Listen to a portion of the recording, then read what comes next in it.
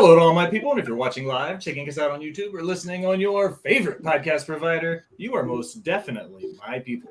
Welcome to the premiere episode of the Rivet City Radio Podcast Network. I'm your host, a chef by trade and mark by choice. I am the Will Gray, and joining me tonight is a plethora of people. Starting first, he is the lead host and co-founder of Off the Top Media. He is TikTok creator extraordinaire. He is our boy Shadow. Shadow, how are you? What's going on, guys? Welcome to the mix of things. Pumped to get this excited.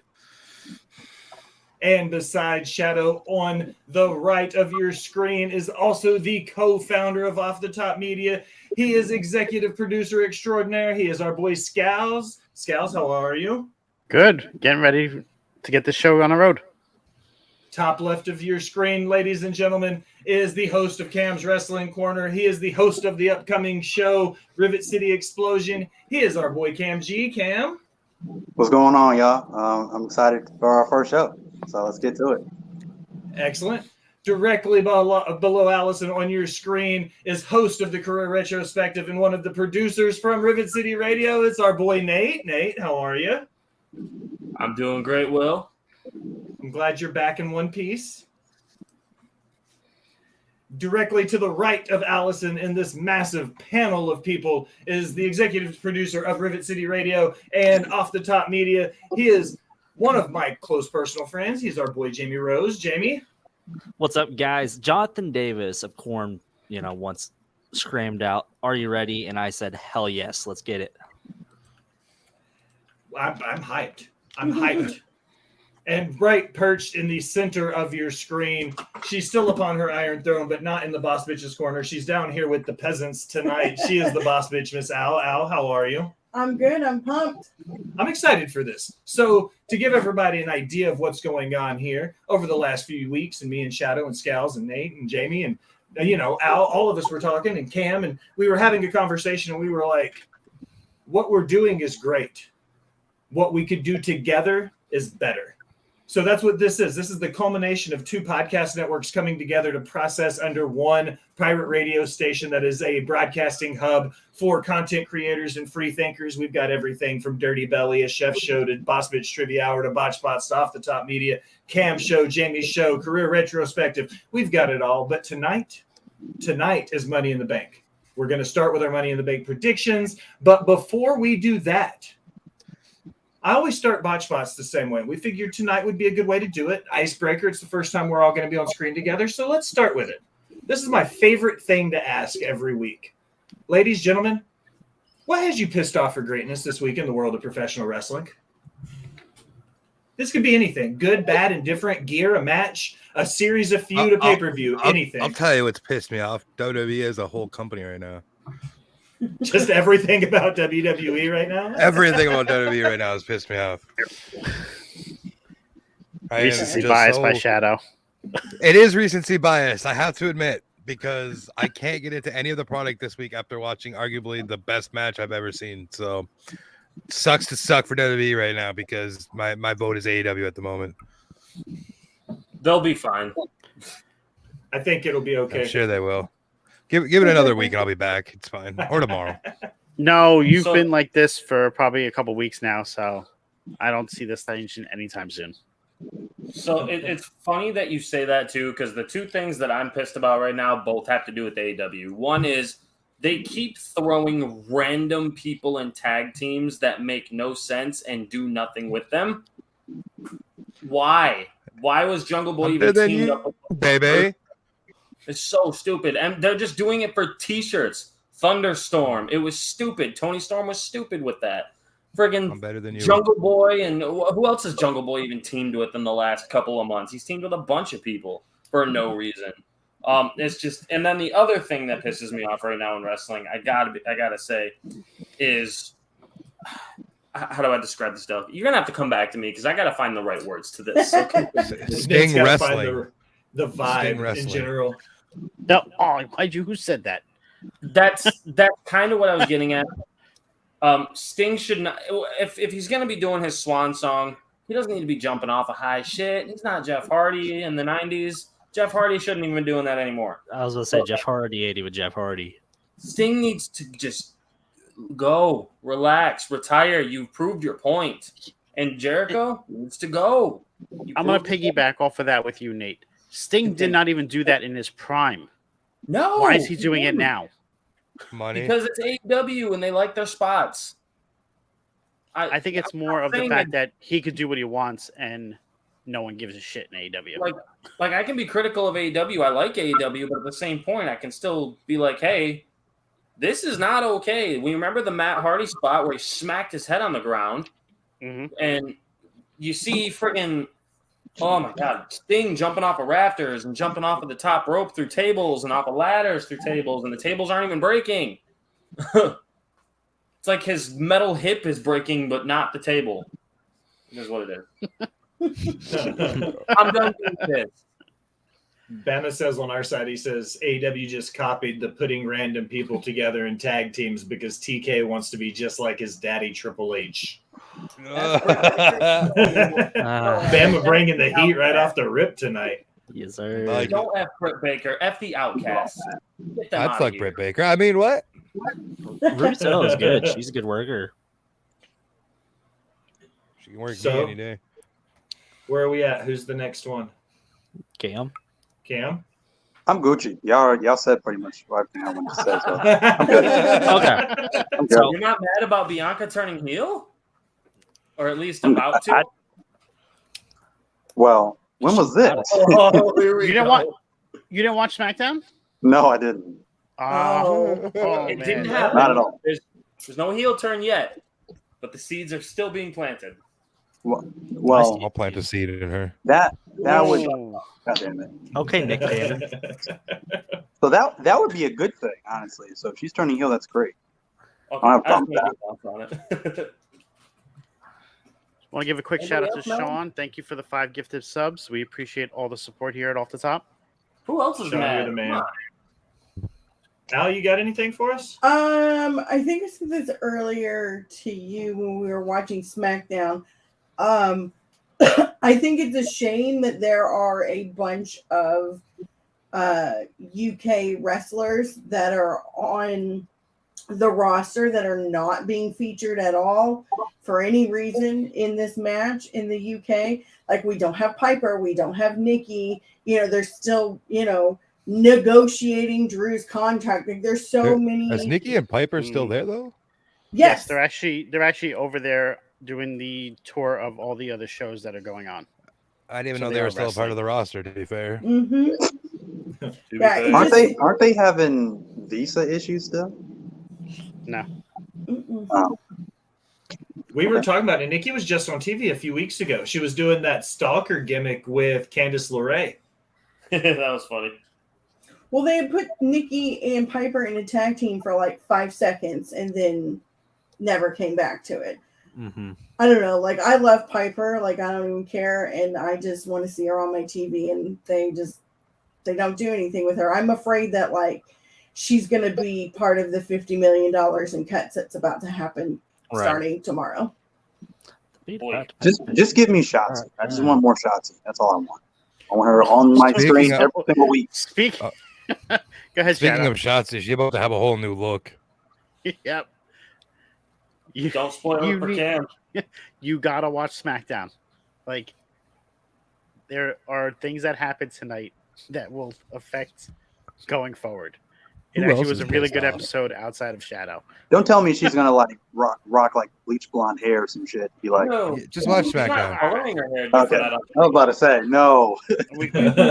Alrighty, so my ticked off for greatness will be when these wrestlers they get booked for these shows, these charity events, and they're given the money, their trans money, everything like that, and then they no-show the event. That's a big. That's a Are very you talking about Fatu? well, yes, and not even just Fatu, just other people in the business that think they're better than just other people, because it happens a lot. There's a, kind of local to me. There's a charity federation that does shows similar to the one that Fatu actually no-showed. Fatu actually canceled on my local one too. So with that being said, it's just that's kind of something that gets me a little burnt under the fire there. So 90% of charities are a scam, though. well, yes, I would say that, but there's some that are actually good and do, some pretty good things. With that being said, I didn't hear about Fatu canceling on a thing. What company does he Yeah. work for again? MLW. Oh, that's right. But here's the thing: if you get paid to go to a show and work, then just show up. I will say it does matter, Nate, because it did affect other things outside of them. Because I was just making a joke at MLW's expense. No, I know. It cost Sammy to take down his raffle and his fundraiser that he was going to do for the Sammy for Syria. Yeah. Which was an amazing raffle because he had that T-shirt signed by all the wrestlers. So, just one person always has to ruin things for everybody. All right, Will, what are you pissed off about, sir? Yeah, Will. I think for the most part, I've had a really quiet week in pro wrestling. I think the one thing that has me the most worked up is there's an indie video floating around, and you guys know I love me some indie wrestling. Oh, gosh, this one's hot garbage. And the guy is wrestling a tent. And when I say a tent, I mean actually wrestling a tent. They've got a pop-up dome, 2-person tent in the ring, and he's doing moonsaults into it and does a draping DDT to one of the side posts. I get that it's supposed to be entertainment and funny, but at some point you have to look at it as they're degrading the sport. At that So, point, I think wrestle the broom. Yeah, that's kind of the direction. It was kind of the broom is funny. At least the broom is an homage to an actual statement of he's good enough to wrestle a broom. This guy just went out there and wrestled a tent for the sake of wrestling a tent. And that's just kind of you're borderline getting to that point of you're not just sports entertainment anymore. You're just out there doing goofy shit, pretending to be a pro wrestler. And that's kind of where I start drawing my line. Right. Who And so was it? So the segments where there was the guy who wrestled against the mannequin or the body pillow or whatever it was. Yeah. And then there was the guy who wrestled against nobody. Yes. That's funny because they were bumping. They were selling as if they were getting hit. You can't do that with a fucking tent. No, he was still trying to, and that's what bothered me about it. It wouldn't make any sense because the tent is stationary. You can't, if he's wrestling nobody, he can go wherever he wants. He's wrestling the body pillow. He can go wherever he wants with it. You can't just carry a tent around the ring. At least the guy wrestling the body pillow made it look like the pillow was delivering offense and he could sell. This guy didn't make it. It didn't make any sense to me. I was just why? This does nothing to progress indie wrestling in any capacity. I was gonna say I have the clip if we want to see it. If you want to play it, yeah, absolutely. What's that? You have never seen before. We've got quite a stare down. Whoa. Beautiful escape there. Nice reversal. I mean, these two used to be the closest of friends. They were partners, basically. Oh! A king among men. Whoa! Nicely done. Manscow looking good. Oh! No. Tripped and pulled into the tent! Oh, good. Oh, the tent No one has any idea what's going on in there. Oh! Oh, goodness. Here we go. Manning fighting All with the way all to his the heart! top. Oh! Anyways, I'm gonna stop. That is the stupidest shit I've ever seen in my life. So that's what has me pissed off for greatness, guys. There you have it. Don't wrestle a fucking tent. I have better wrestling matches trying to get into my underwear in the morning. Jesus Christ. Is it better or worse than Ethan Page wrestling himself? Oh, that's No, that was a question. work of art. Bama says that entertained me more than a Bucks match. Bama's bringing the heat tonight. He doesn't even care. God damn. So I'm no, also More go high ahead, spots. so no offense to Will, because I know he loves indie wrestling, but that's a prime example of why I can't get into indie wrestling. They do stuff like that. It's what? It's hard for me You're to watching defend the it wrong sometimes. indie. Mae Young gave birth to a hand. Thank you, Nate. Yeah, that's fair. I like turtles. Sure. Hey, that was a hell of a hand. I'm And he so showed up at Raw 1000 as an adult. Good worker. I'm still upset I don't have a counterfeit Bucks T-shirt. Nobody's Who put says one out yet. WWE I doesn't need do that. long-term The storytelling? AEW t-shirt company will have one out before long. Just trust me. I feel like the joke's dead now. It's been too long. I should put it out immediately. Honestly, surprised Pro Wrestling Tees doesn't already have it. I know. I'm sad about it. They said in their Twitter bio if it was 2018, they would already have it out. Hey, let's make it. We'll do it. Fuck the Bucks. Dude. Anime DX. Yeah. Jamie, Al, get on it. Let's get an Anime DX and a Counterfeit Buck shirt on We'll work on the it, merch yeah. shop. All right, gentlemen. I think that's everybody. We made it around that circle of the 7 circles of hell. I think that's what I'm going to call us. I like it. Gentlemen and ladies. Forgot. Thank you, Cam. Al knows what's up. She's not new to this. So I'm not sure how we want to do it. Each one of us took a match. We're going to leave the conversation for said match for the predictions of Money in the Bank. So who wants to go first? How we want to lead it off? Shadow, what are you thinking? I think Cam should, because his little spark there that he was going to piss off some people with this. So Cam, start us off, buddy. Alrighty. So wait. So just so I'm clear, how we starting this off? We're just going based off of what the matches we picked, right? Yeah. Okay. Your match. So the match I went with was the women's tag team title match. Now, I'm gonna get so much heat for this, but I'm here for it. The reason why is because I'm probably amongst there's probably nobody. It's probably just me, honestly, and probably one other person that I know. But regardless, I am a fan of Ronda and Shayna as a tag team. Why? Because, even though I get it, Ronda's terrible on her own. She's horrible. But I saw something in Ronda that I didn't see with her as when she was a singles wrestler. Ronda's first time around, it was, she was good. She was good for what she was.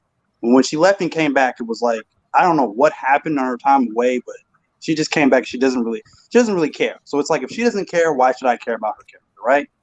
But with Shayna, it's like the spotlight is not just directly on her. Now she has a shared spotlight with her and Shotzi. Bottom line is, when they were feuding with Raquel and Liv, I think the first time around, her character is so much better because it's believable.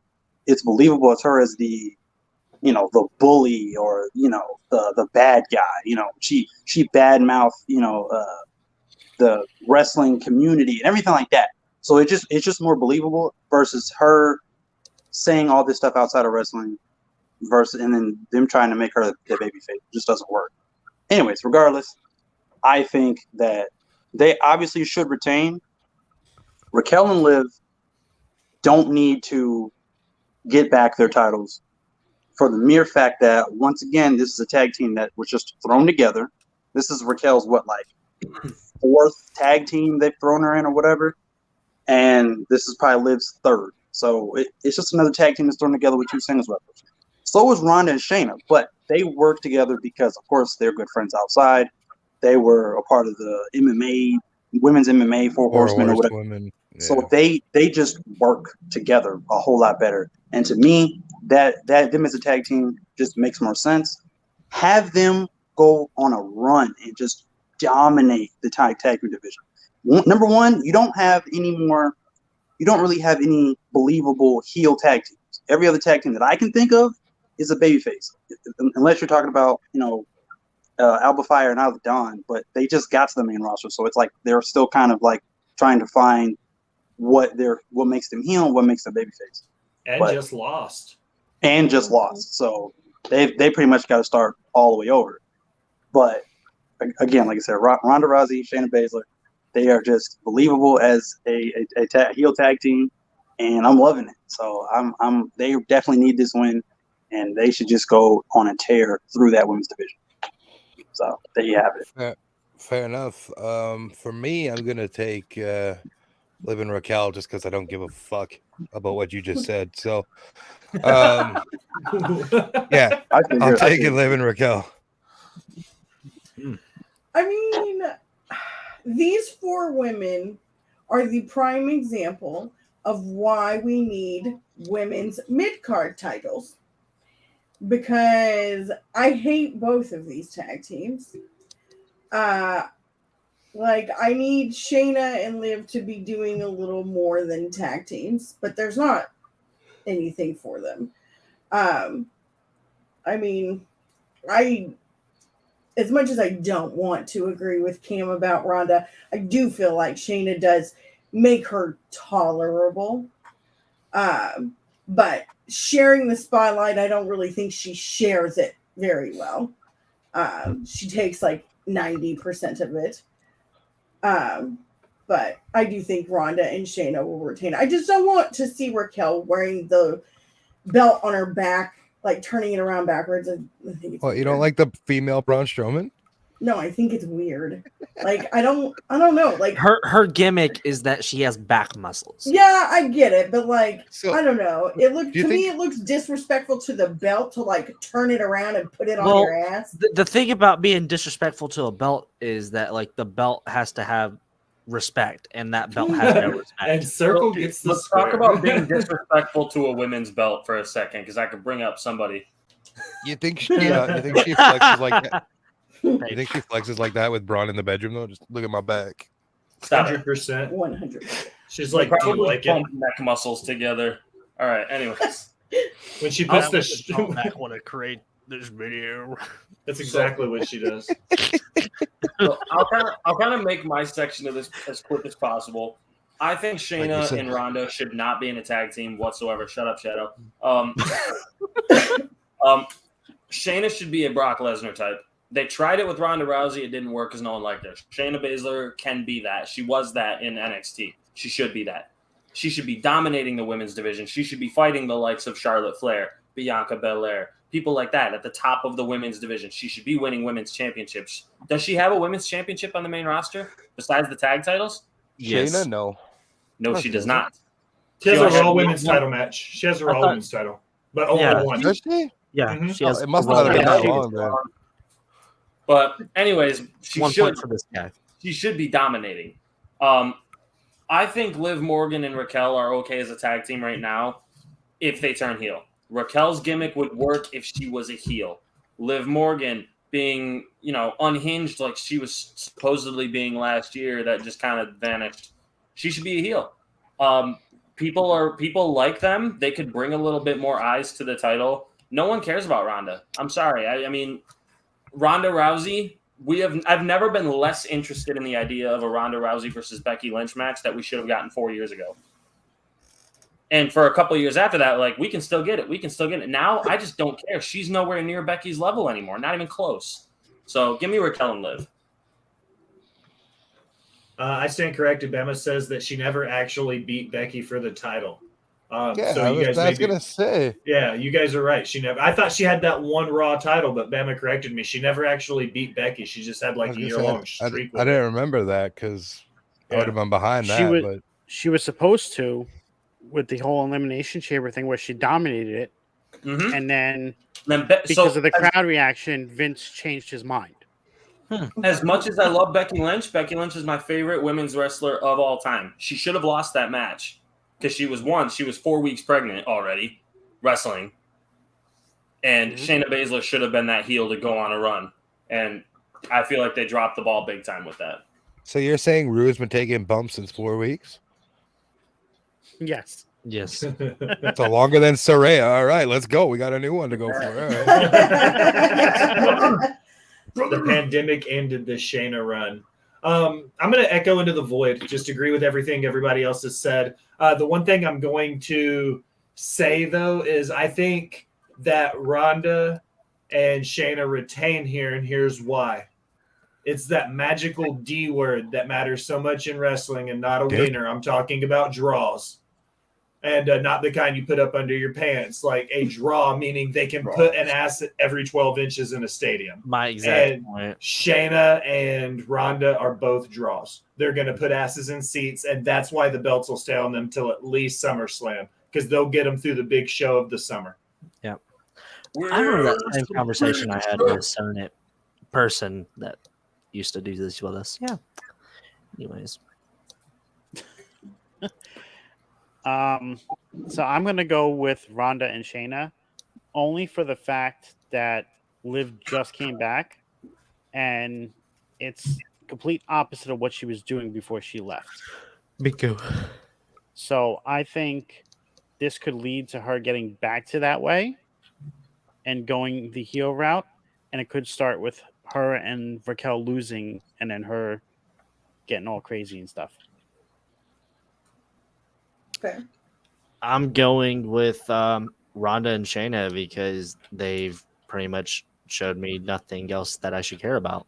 And Will's point exactly, the draw thing. But other than that, this is, yeah. Anyways, So for everybody keeping score at home, that is 5 votes to 2. Simps. Just gonna say Is only this me the and Neil will be first right. match on the card? I don't think we're gonna go in order. I think we're just I gonna. bet No, they I'm open just up the asking, World I'm Heavyweight title asking. match, honestly. I hope so. I really hope so. Just because That'd be a great way to realistically, get the crowd going. honestly, this should have been tonight, and I would Charlotte have rather Asuka see should have been tomorrow Charlotte and night. Asuka tomorrow. Yeah, Agreed, but it's okay. Yep.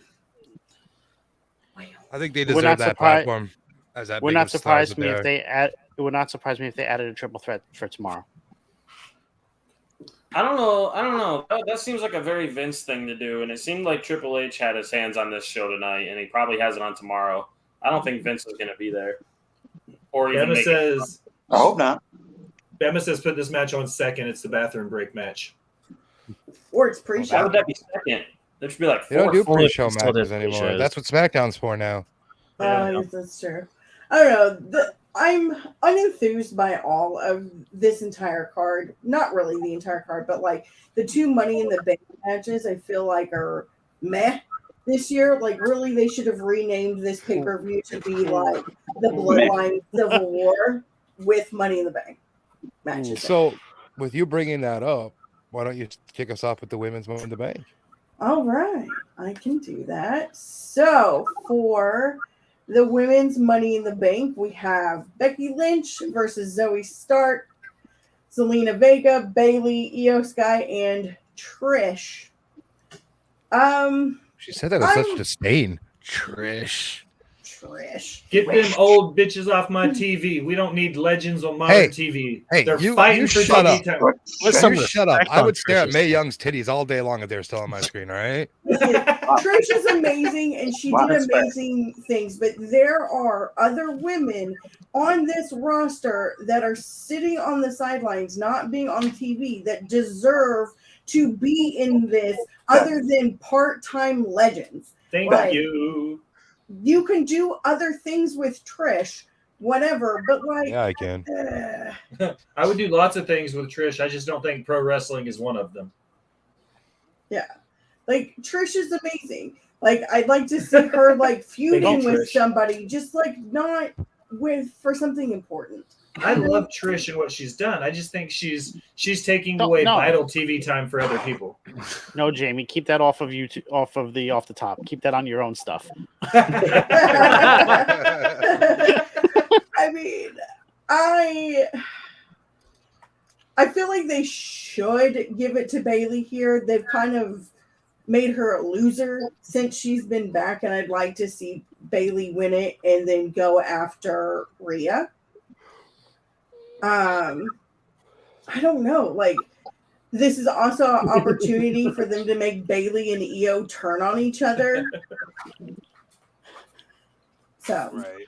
I think you're right with that for sure. yeah. I Like, think. Oh, sorry. Go ahead.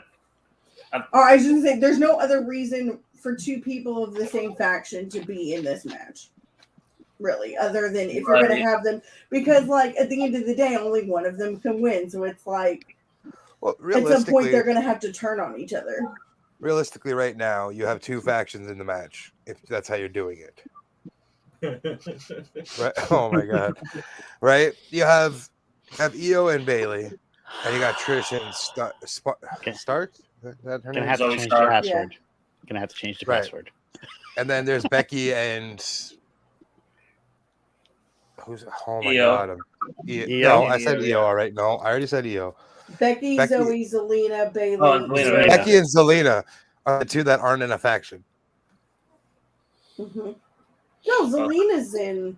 LWO. Yeah. Not in a But I faction mean, with in a this partner match. in the match, he's saying. Oh, yeah, Oh, yeah, yeah, yeah. That makes sense.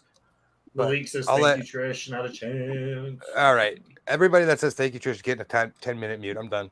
Nate, Nate, We're you a were house gonna divided. say something. You were gonna say What? something before I cut in there. Oh, I was just gonna say I think this is Io's match to lose.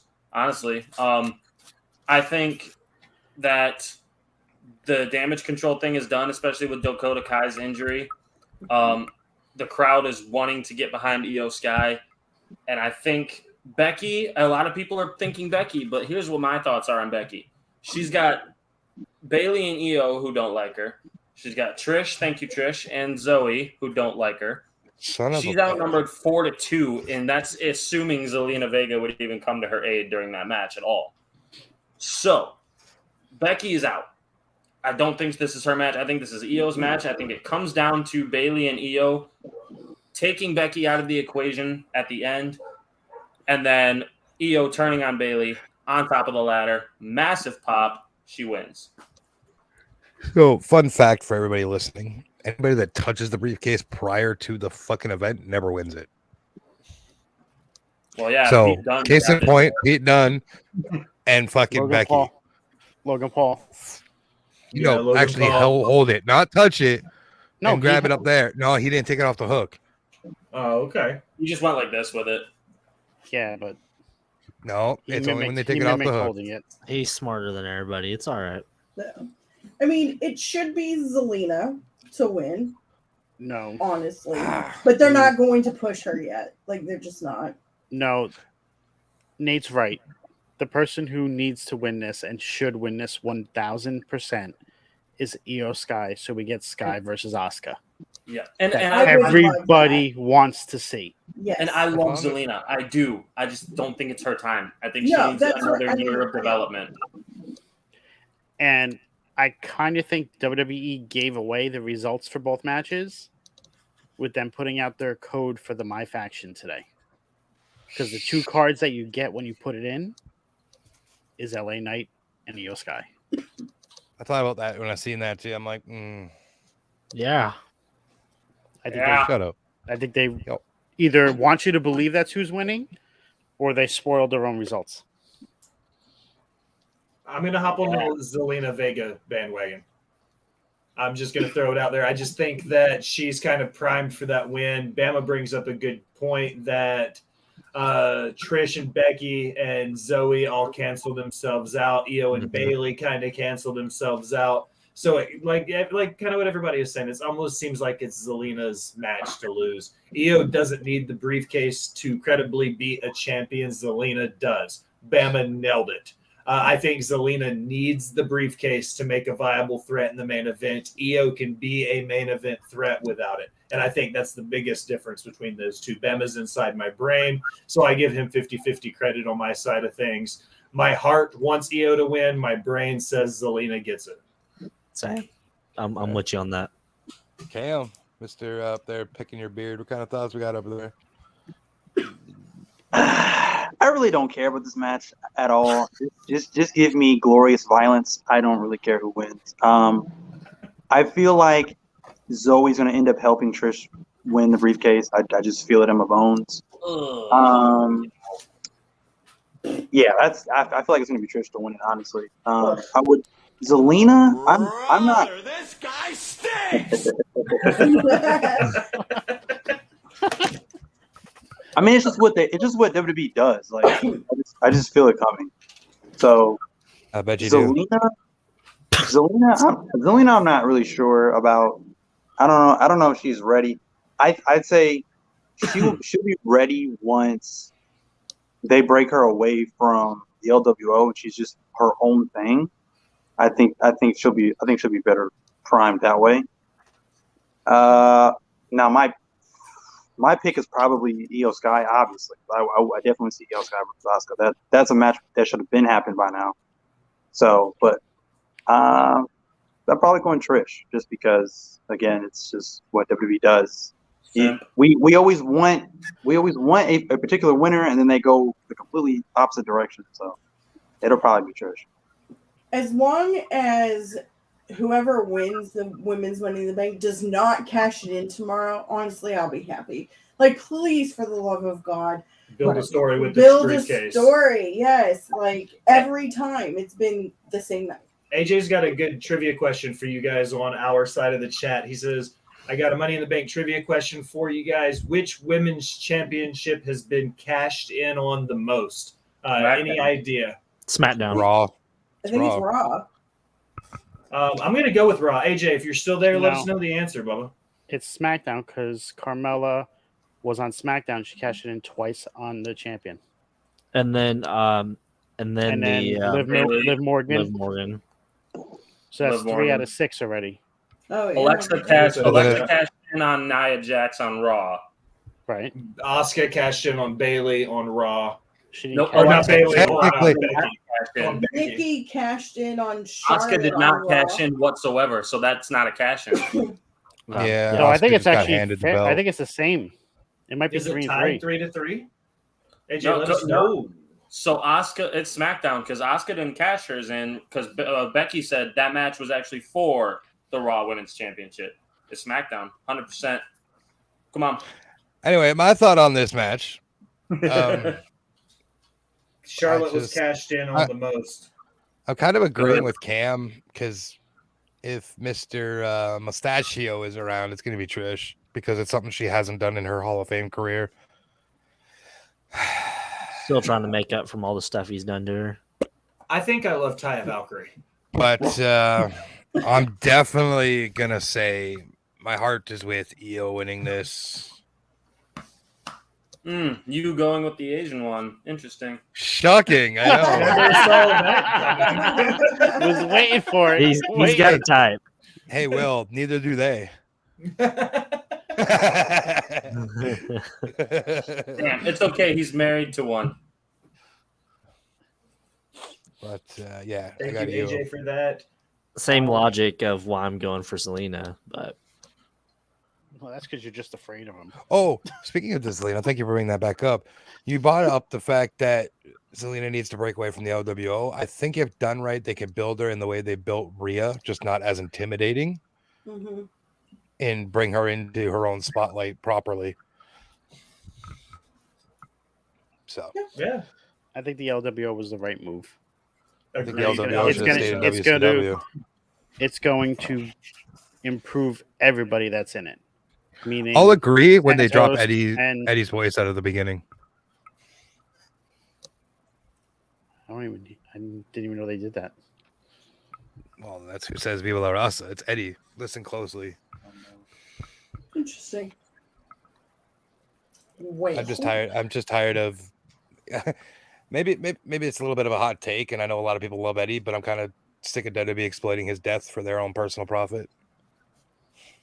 What? WWE wants to make a quick buck off of it. I mean, if they're gonna do that, No. listen, if they're gonna do that, No, you might as what well do you bring mean some rabid WWE wants to Wolverine gear profit back off to of the dead fence. guys? I had no idea. man, Yeah. Bruno's been Well, gone for you know, that's just 7 like, years. I've wrestled in 40, and they still make T-shirts for the man. right?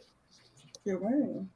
That's the whole the dramatic of Anyways, Well, that's just like your opinion, man. calm down. All right, I'll go next here because I feel like this is going to be a hot button subject, and I want to hear everybody's opinions on it. Ooh, I love But the Civil War, I mean, we built this up now for 2 years, 8 months. I'll give it about there. There's so much story to unravel. There's so much story to be told. The cinematic, what, Nate? Nothing. All right, sir. Anyways, I'm loving the fact that this explosion, whatever you want to call it, is happening because we're seeing what Roman can actually do on the mic for once. Like, he's been good, don't get me wrong, but he's putting more effort into it now. You're seeing Jimmy and Jay come back into their own, which they've been able to do for years now, and they didn't need no we're in your city bullshit. You know, They were in my city, and I wasn't there. and then spoiler alert, and I'm sorry, but tonight with the way Roman was laughing at Solo potentially being the tribal chief. It just adds so much more dynamic to all this. So I want to hear everybody's take on it. But my winner is the Usos, and they're pinning Roman for the first time in 3 years. Yes. Nope. So whoever wants to take the lead, go ahead next with Nope. your comment. Nope. No. The first person to whoever pins Roman will be taking the belts off of him. They're not going to have him being pinned in a meaningless tag match that is for no titles. Tis not meaningless. That's why I added for the no titles part. Because there is meaning behind it in the depth of the bloodline story, but the only person that should ever pin Roman, like the first person, should be the person who takes that belt, because that's going to instantly make that person a star. But who should that be? It should be It should one be of Jey three- Uso. should be one of three people: Solo Sikoa, Carmelo Hayes, or Braun Breaker. Because they're your To next beat him for the generation. title?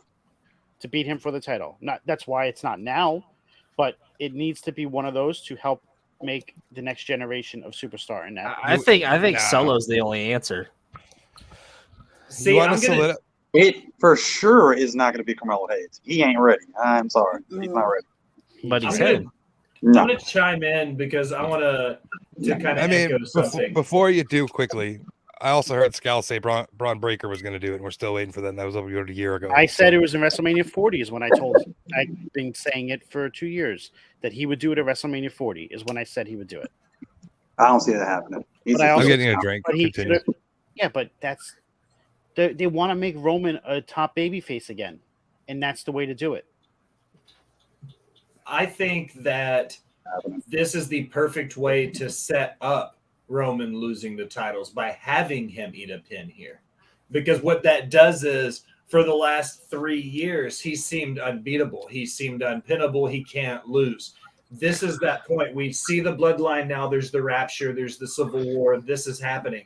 If you allow him to look at it like this, if both Usos super kick him, and they lay him out with an Uso splash, and they, stack both Usos on top of him to pin the tribal chief, then it protects him and makes him look strong that it took both Usos to do it.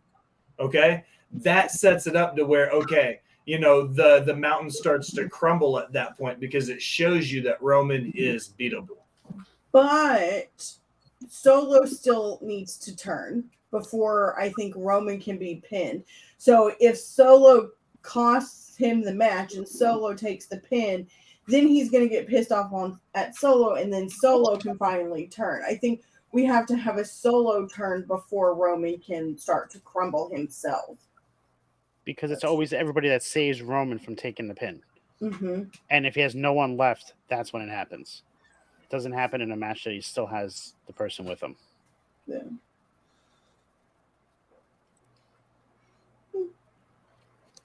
Who's next on the Roman? Because I think the Usos win here and Roman takes the pin. I think the Usos win here with the help of Solo. Mm-hmm. I think it's going to set up where Roman's actually going to recruit the help of the Gorillas of Destiny. And it will carry on the rivalry for the next little while. I think Roman and Solo actually win. Wow. I don't know what Scals is smoking on tonight, but I want some of it. God damn. You're more likely to get something from Will than you are from me because I don't do any of that. I mean, there's a lot of green on the screen right now, so y'all do that your own thinking. I was debating on if I should put, instead of I like turtles, I was going to put probably high, but I didn't want to get us in trouble. I don't care.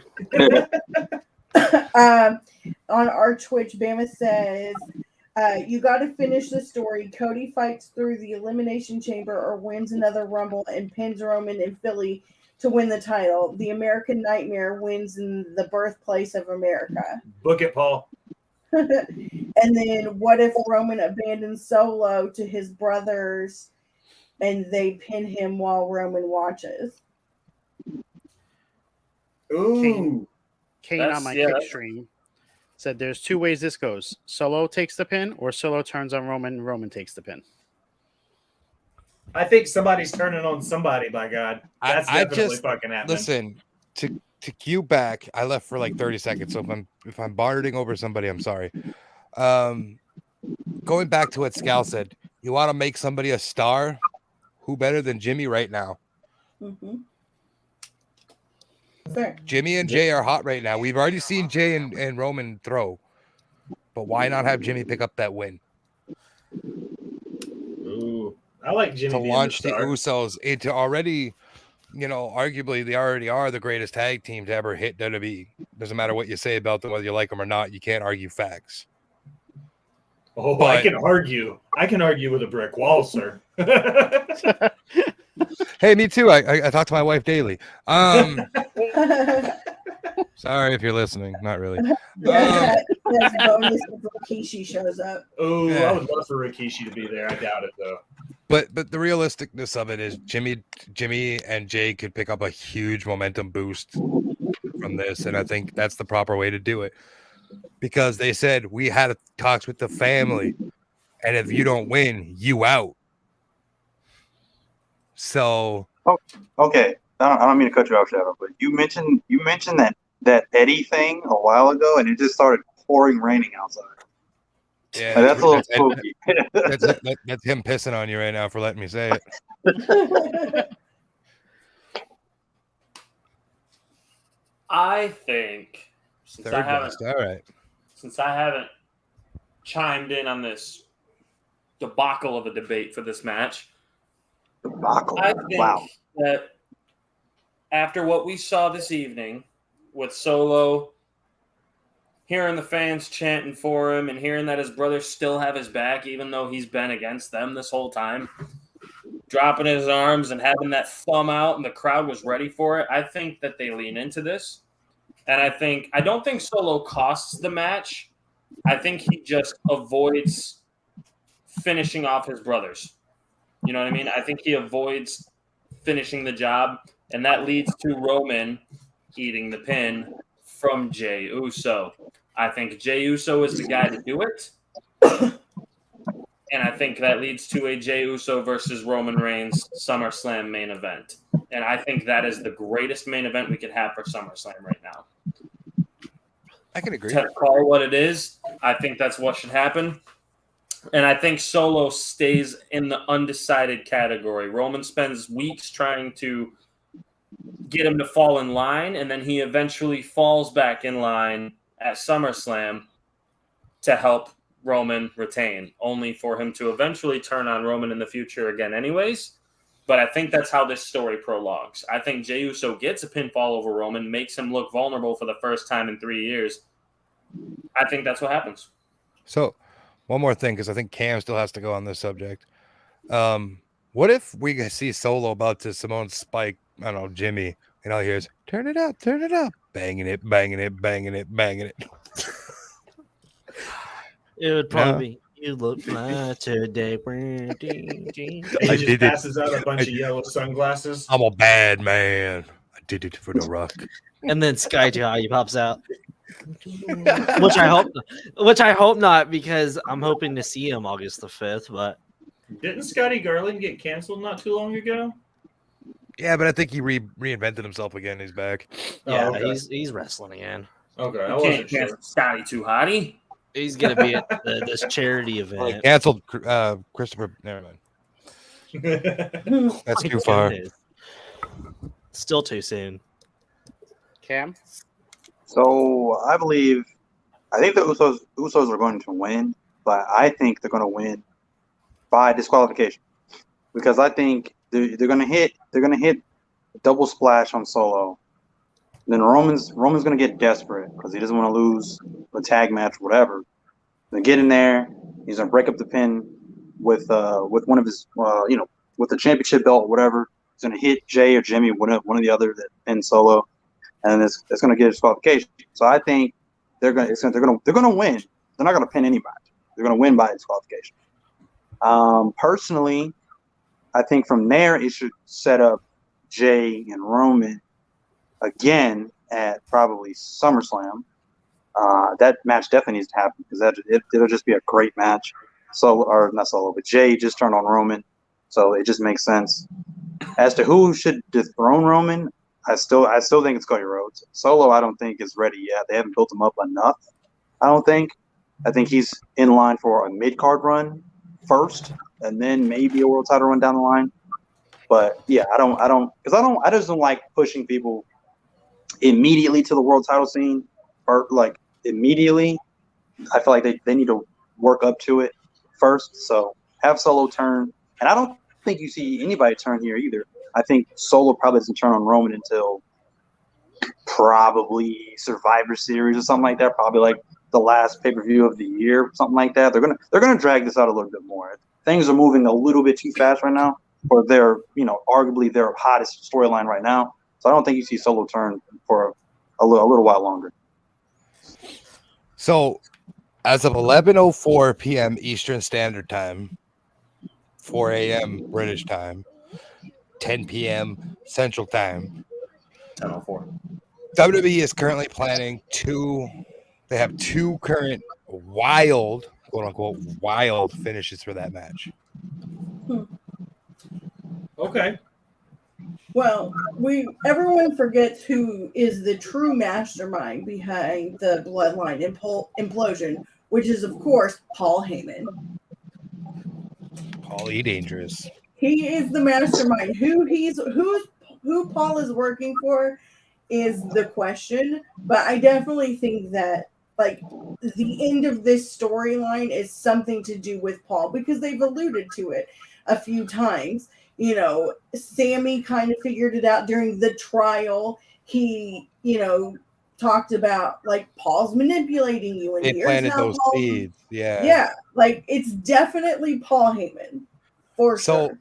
you bringing that up, Scals, can you bring up the picture I sent you? Something interesting and noteworthy, I suppose, on SmackDown tonight that I'm sure everybody but my fucking ass missed. I mean, I didn't see it until you pointed it out. Right. So thank you. See, even Haley's pointing it out, but I want to bring it up on the screen on our side. He's holding this just changed today because every other time it's been both titles Roman's plates. As of tonight, the WWE Championship has Brock's. I don't know if I can zoom in. Real quick, can somebody confirm for me? But I'm seeing all over the place that they changed the main event to be the Bloodline versus the Usos. As of SmackDown ending, it was Cody and Dom. This is half an hour ago. So then I guess they changed it again because they probably got a shitty reception. Can someone confirm? Then again, SmackDown ended 8 hours ago? Very true. So there you go. There's the zoom in look. Those are Lesnar's side plates right there. So that comes back. Definitely Lesnar's side plates. So that comes back to Al's. Who's Paul working for? I've been saying it for months. But I don't know if that's Lesnar's. Not that one. Look at the other title. Oh, the one on the red belt. Yeah, but were they ever changed from when? Yes. He won it from him? Yep, they were. I think the ones on the Universal title are very much Roman's because you can see the Iron Cross thing that he uses. But then you look at the other ones; those are definitely Brock's, like the flaming skull side plates. Well, I'd have to go back and look to see if they ever changed it. They did. It's probably one of those things where the belts probably got lost in transit or just didn't make it and they just had to bring something out. So that's the title they had on hand. We're throwing logic out the window. We're a podcast here. We're not a solving I'm a conspiracy mystery theorist. Come on. So then buy into this and have fun with this. I mean that guy. Now why won't you tell me? I was there. That's Brock's side plate. I was there when Tower 7 fell. No. Jet fuel doesn't melt steel beams, kids. It does melt kit. Oh. Jesus Christ. I was a Navy SEAL. Why don't you tell me? All right. So we all had our predictions on the Civil War. So Cam has went, I have went, Al has went. Let's throw it over to Will on this one. Ladies and gentlemen, as it stands right now, my match is the main event of the night. And what we have is the American Nightmare, Cody Rhodes, going one-on-one with Daddy Dom from the Judgment Day.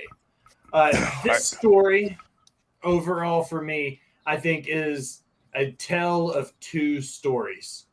You have this astronomical, otherworldly nuclear heat that Dominic Mysterio has started to catch, and he's got it in a bottle.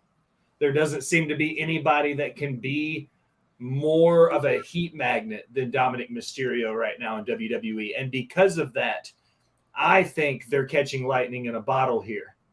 And what they're going to do is they're going to use this moment to catapult Dom to push him to SummerSlam. Pause, and you look at Cody's story, the other side of this coin.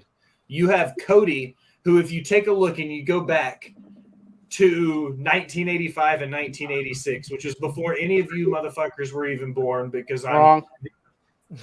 Wrong. How old are Scouts you, old. Matt? Scouts, how old are you? I am 41.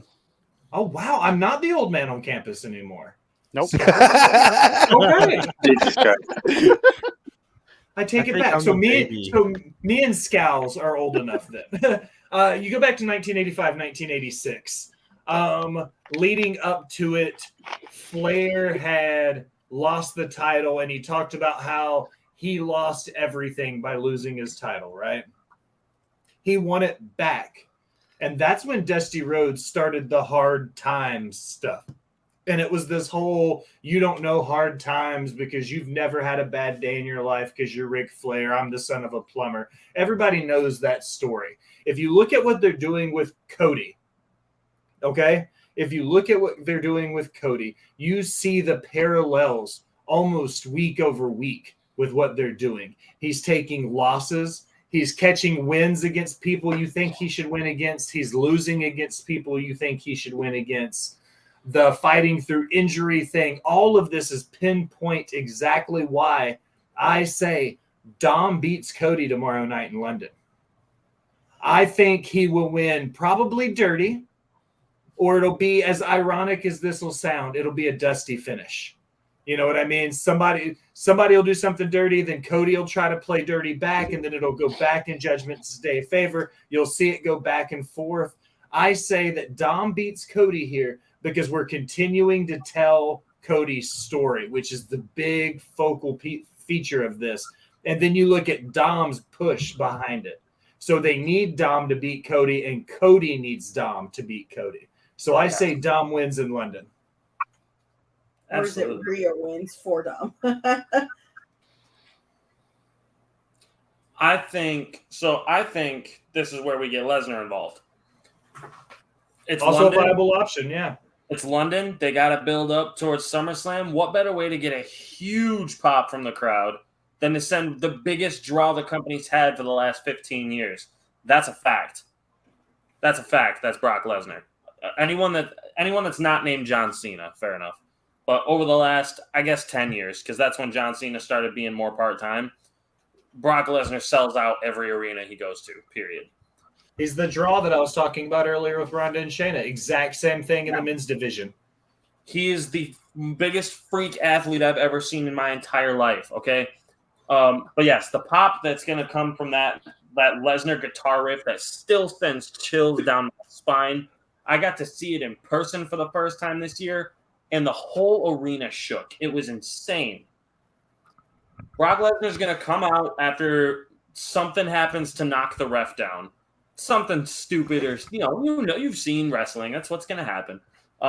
He drops Cody with an F5, and then Dom steals it, gets the frog splash to steal the win, and the crowd just boos him out of the building because they're going to lean into how much heat Dominic is getting. And what better way to get him to get more heat than to brag and boast and be this cocky little shit over beating Cody Rhodes when he didn't actually, beat him fair and square. It's going to play into his character so well. 100% Dominic is winning, and I'm 100% on board with it. Agreed. Who next? I mean, I'll go. I don't give two fucks about either of them right now. Whoa. Okay. Other than Cody's entrance right now, I don't care about him. Like, I get what they're doing, to Will's point, to Nate's point. I The get it. Marcells care about him.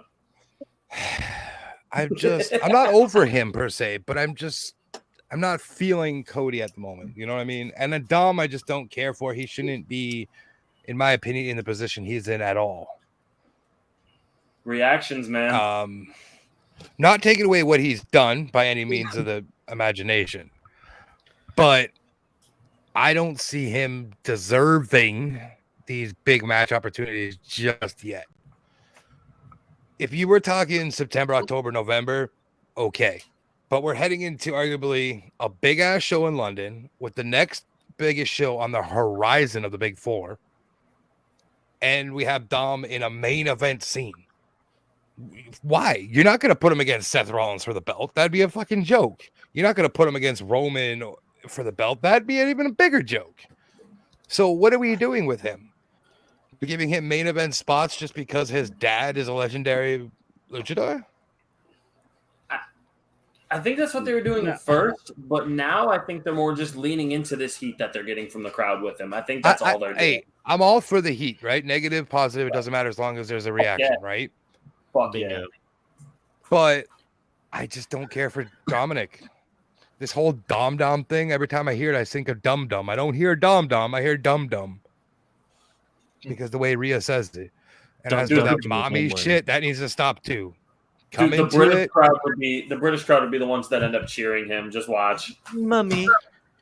Shadow, I love you so much for that take. I am so, like I say all the time, I'm so sick of the Dom thing and the Rhea. Like, I feel like it's just weird now. Like, it's gone on. It's like, it's a bad relationship that everybody knows is bad, that's just kind of gone on too long and we kind of just ignore it. Like, I don't know. The match with Dom and Ray should have been a mask. What do they call it? A mask versus career match. Like, that's how that story should have resolved. And it just kind of resolved with like Dom losing, and then we haven't talked about it since. Like, what's up, Tommy? That was the story that I wanted to see. Like, this still continuing that, oh, I went to prison. Like, I'm over it. It was supposed to be the story we seen until Ray decided he wasn't done wrestling. I don't know. I'm just... Ray fucked us out of potentially properly setting this up. I will say there's hope for 40. I will say this: Cody Rhodes or Dom's promo on Cody Rhodes actually made sense. Him resenting Cody Rhodes because he's doing the same thing to his daughter that Ray did to him makes perfect sense to me. But yes, continue. I'm not arguing that this storyline is making sense when it comes to promos, but it just doesn't make sense in terms of what we're seeing.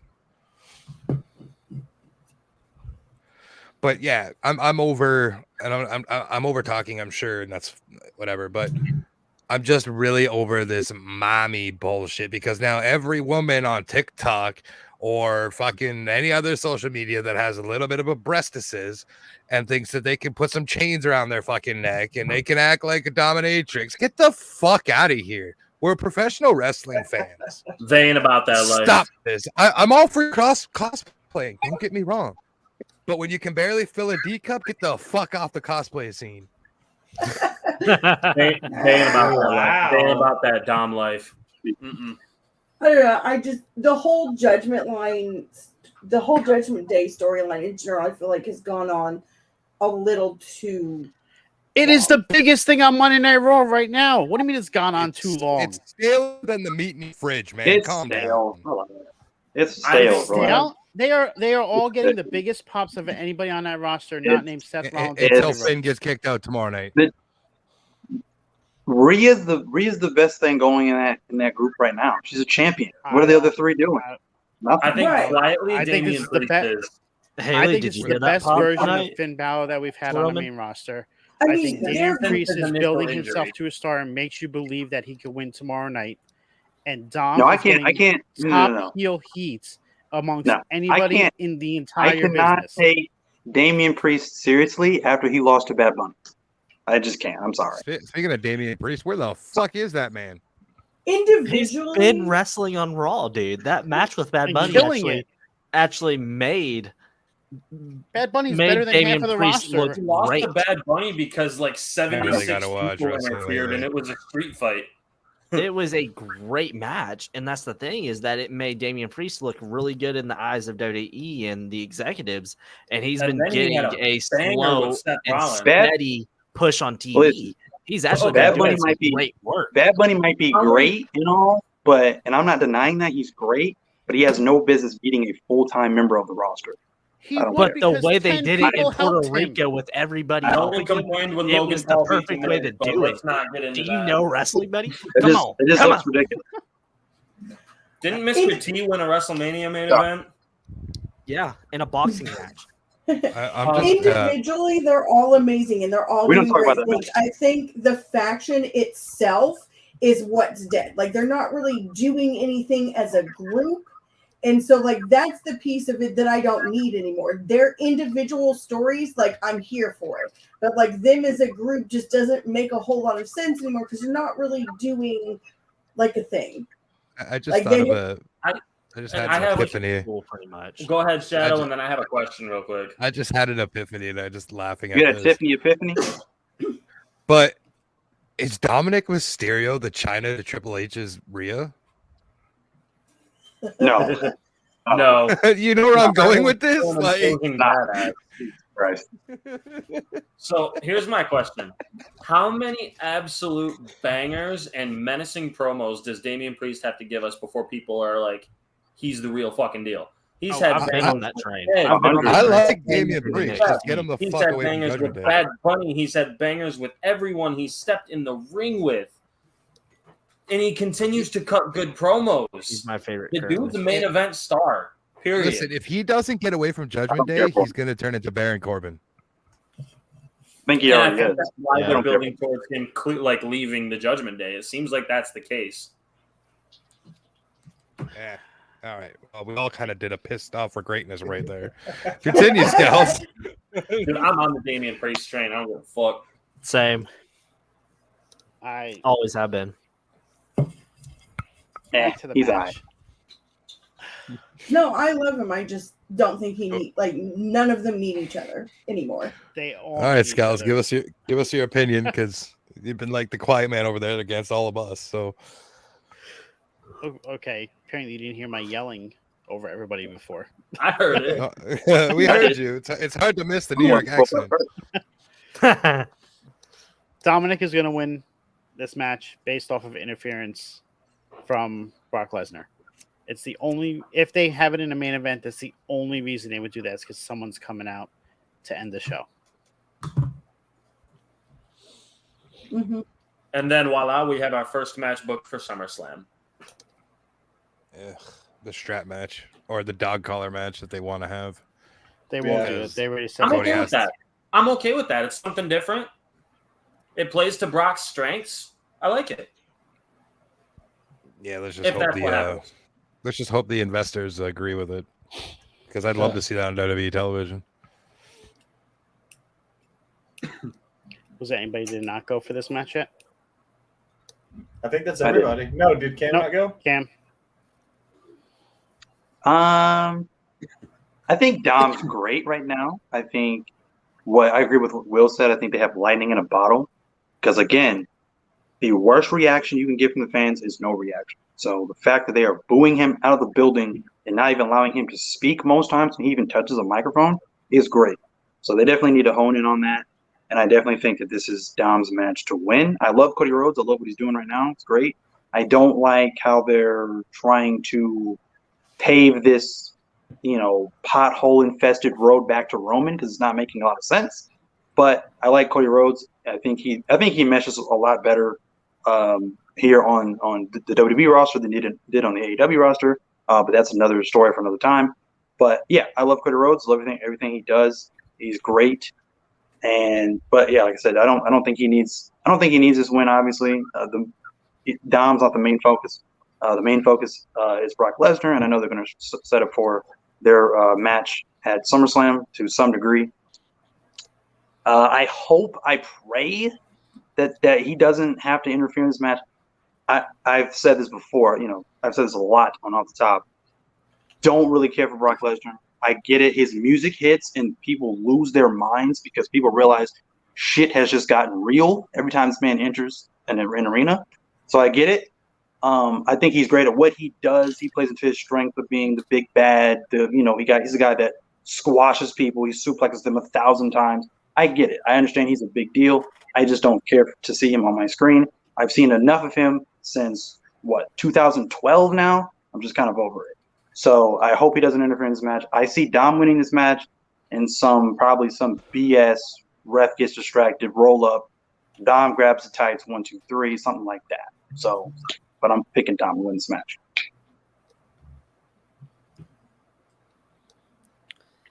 Sweet. Right.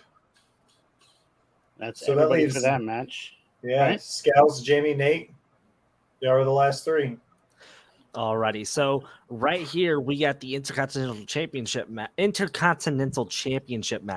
with the champion Gunther versus Matthew Riddle right here. So the setup with it pretty much comes from the Imperium and KO Sammy rivalry, and then Matt Riddle when he made his return from suspension, kind of throws himself in the middle of it, and then takes sides with KO and Sammy, and then also pushes the buttons of Gunther at the same time.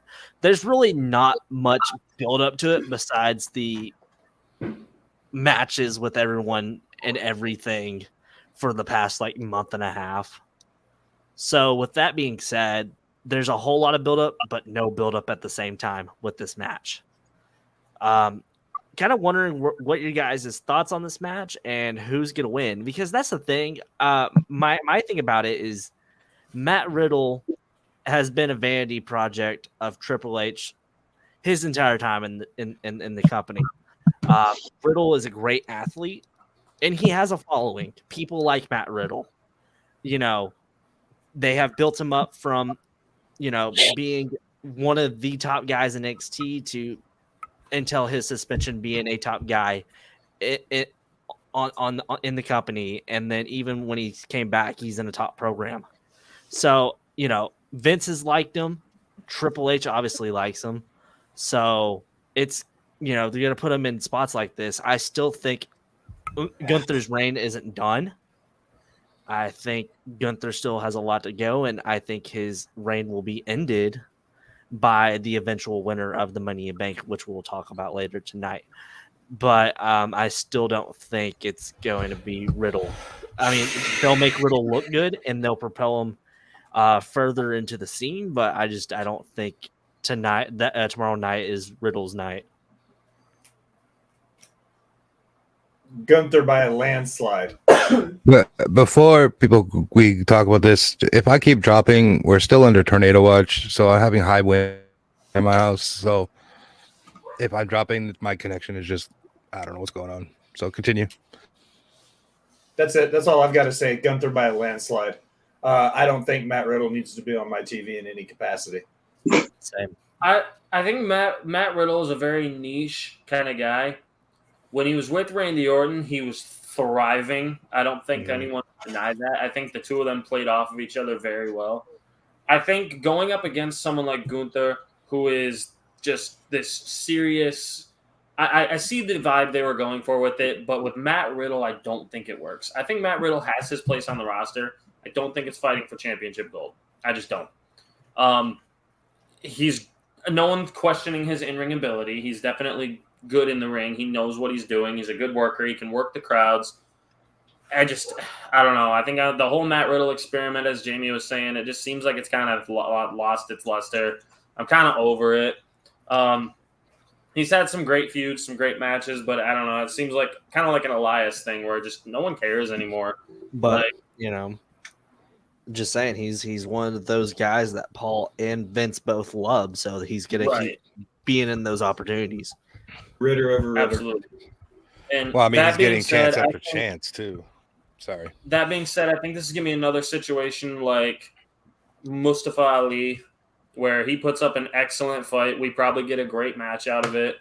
Gunther's gonna win with that power bomb, and that's it. I don't think this is probably the easiest match to predict on the show. Yeah, 100%. I think WWE needs to just buy into the whole RVD kind of gimmick for Matt and just roll with it. Pun intended.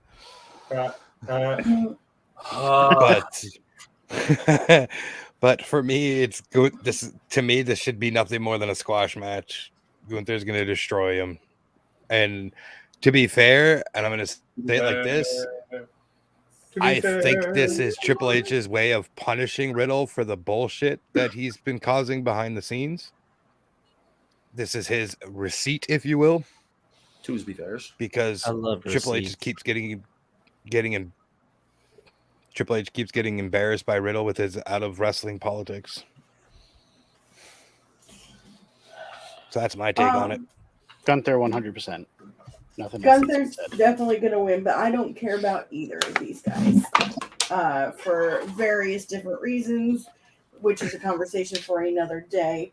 But I could give a fuck about Gunther or Matt Riddle. Here's the thing that we're probably not thinking about it. Maybe the WWE does want the Intercontinental Championship at the AVN Awards, I mean, this is a perfect opportunity for Drew McIntyre to make a return and run it. No, That's what Bama said in our chat. Nope. I have a different idea for that, but I'm gonna move on.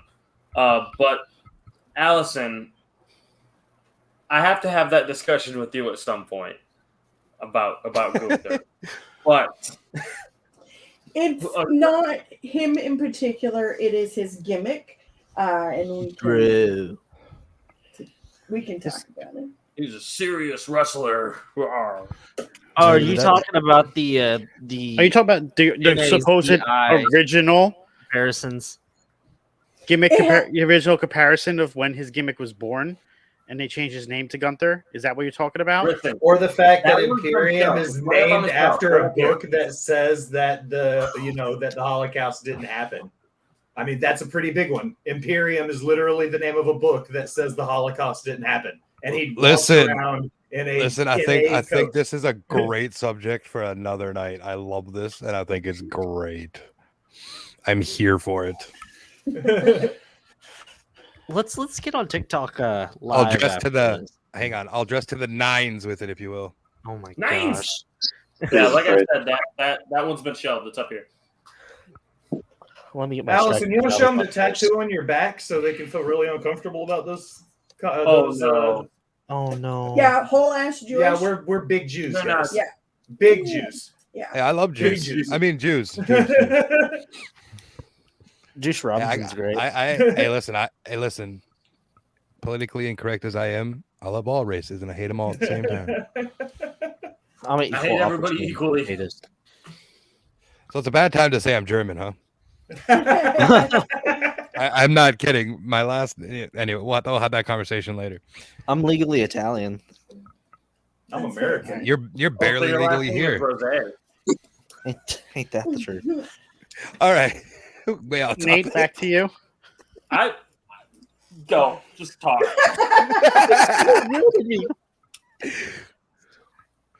Has anybody not said anything about this match? Me. All right, go ahead, Cam. Okay, so I think Riddle is probably I want to like Riddle. Obviously, I think he's a good wrestler. I mean, his gimmick is, I guess he's the biggest Riddle, pun intended, on the roster.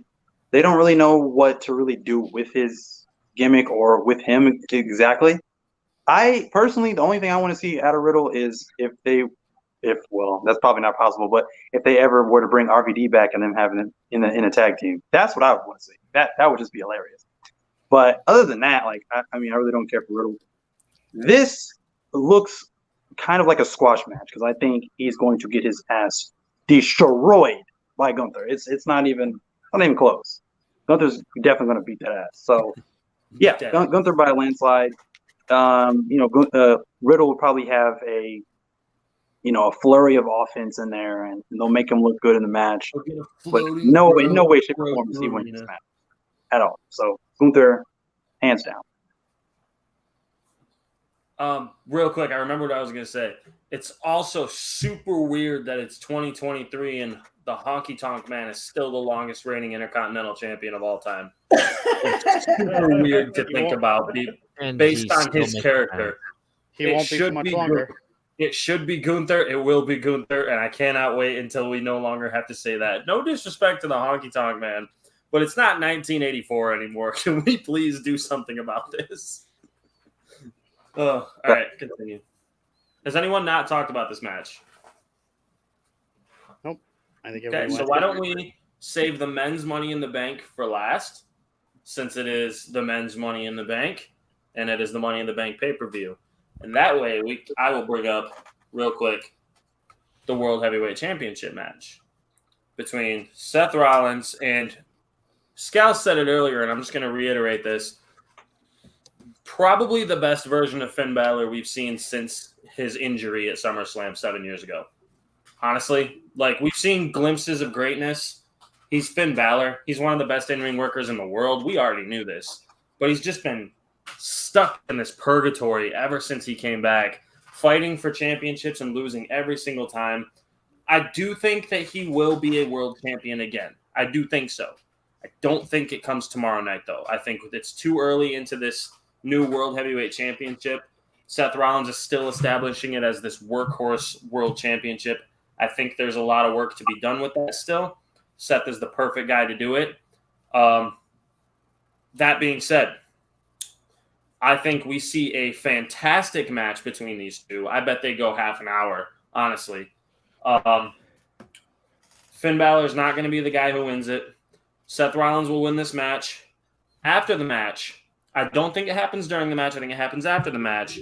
We kind of talked about this a little earlier, but I don't think he shows up in the Intercontinental title match. I think he shows up after the World Heavyweight Championship match. Drew McIntyre shows up. The London crowd goes nuts. He fucking drops Seth Rollins with a Claymore, and boom, we have our SummerSlam World Heavyweight Championship match just like that. 100%. Give me Seth over Finn in a fucking phenomenal match in a Drew McIntyre reappearance. So I'm going to counter that, and I'm saying Balor's winning. And for everybody that says, oh, Seth's reign's too short, do y'all remember, I don't know, Mr. Finn Balor's reign being all of 20, maybe 22. 18 hours? Still longer than Finn's. So I think we see Finn win tomorrow and tell Judgment Day to kick rocks, and he's going to become the ultimate heel that he needs to, and we're going to see a demonic Prince David. That'd be awesome. So I'm gonna counter that and say I believe Seth's going to retain. Now, I wouldn't agree with Shadow because in a perfect world, I would say Finn would win because this is his redemption story. But I don't think his redemption story is complete yet until we see the Judgment Day turn on him, because I think that's happening at some point. I don't know when, but at some point, I think they're going to turn on him. Then we're going to get a rematch with him and Seth, and then Finn's going to win the title. But you have to build him. And I agree with what Nate said. The current version of Finn Balor is probably the best version we've seen in a long time. So they've got the momentum going in the right direction. But now I think you have to build him up to be the babyface he was when he was the inaugural Universal Champion. Get him back to that height, that level, and I think his redemption story will be complete. The only thing left to do is to complete the story, no pun intended, obviously, and beat Seth for the world title. So I think that's perfect. But I'm going to go with Seth to win this match. I agree with what Nate said. Like, it's that would be like perfection. Like Finn Balor is great right now. Seth is great right now. Like I think this is low key like this sleeper match on the card, and is going to probably end up being like the best match because these guys are both amazing. Can I pause you for a second? Mhm. Apparently, none of us are being heard at the moment. One moment, I can check that. Jamie, Well, it's, You guys are coming through on my side. You're It's good. probably Sammy. Sammy's always high. Allison shows that she is muted. Love you, Well, Sammy. It's because Will and I share a mic, so you actually You're in hear the same me room. through it's Will. Sammy. Yeah, I already figured that out. That's why I never said anything. Yeah, no, Is it everybody just on my Sammy that side said says that? they can still hear us. Yeah, it's Sammy. Sammy, Yep. we love you. He says that all the time. This is on TikTok. Love you, That's our Sammy. brand ambassador. We love her. Sammy, Brand get it ambassador figured out. of Ribbit City Radio. Bingo. Continue. Continue. Sorry. Allison, you were saying. Sorry. Yeah, no. I think that this is going to be a banger of a match, and they're going to kill it. Like, for sure. I think, like I said, I think that this is going to be probably the best match of the night. 100% agree. Rollins wins big. Finn will put up a good fight. Wouldn't surprise me if we get a return. But I think this is one of those, this story will continue. This isn't the end of the story because I still think Finn will hold that big gold belt at some point. Can I chime in really quick? Hold on. I just want to say one tiny thing. I just kind of thought of something that I can't believe I didn't think of. After the match, the Judgment Day attacks Seth Rollins. Drew comes out to save him, clears the ring, and then turns on Seth. Okay, continue. WWE is not Acceptable. WWE creative. Go ahead, Creative's Jamie, not I'm that sorry. smart. No. So I think Seth Rollins is going to kind of retain, but there's still, after this match, going to be turmoil within Judgment Day. I think there's going to be some sort of interference with Damian. It's not going to end out the way What's up, Mike? that Balor is wanting it to end out. So with that being said, there's going to be some turmoil. Gosh, if I could speak today, turmoil going on there. And then I think we'll eventually have a Damian Priest face run before it's all said and done.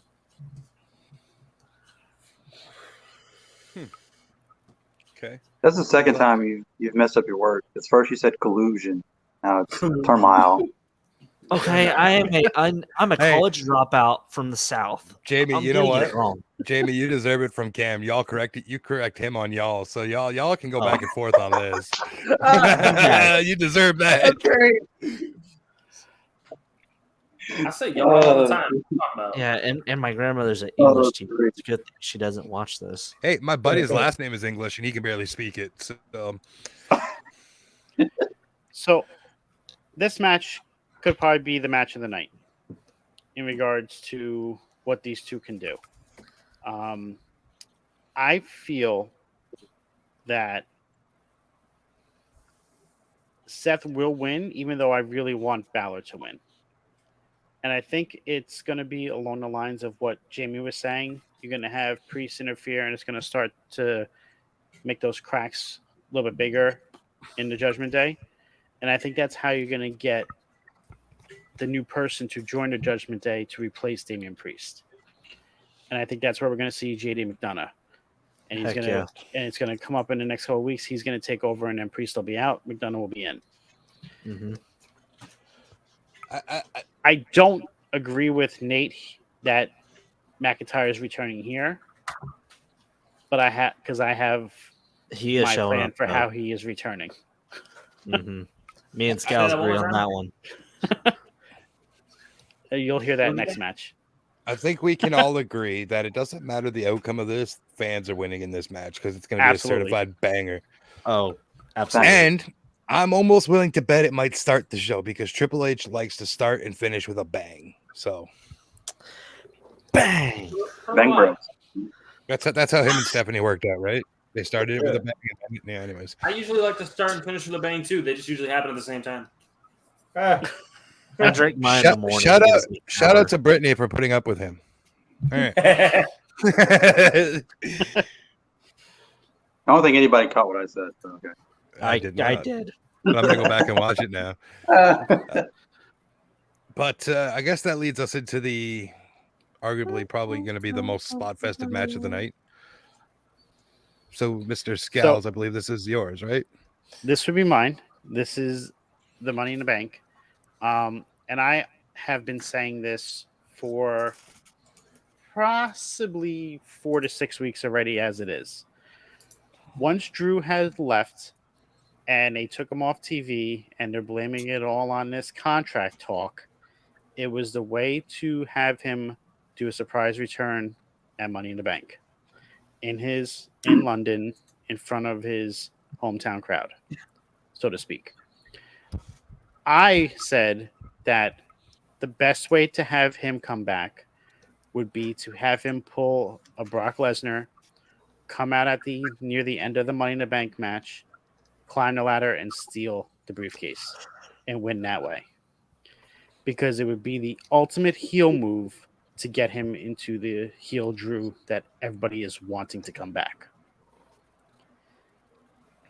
I could see what Nate said happening, where he does come out after that match, because it will catapult him right into the main title picture on Raw.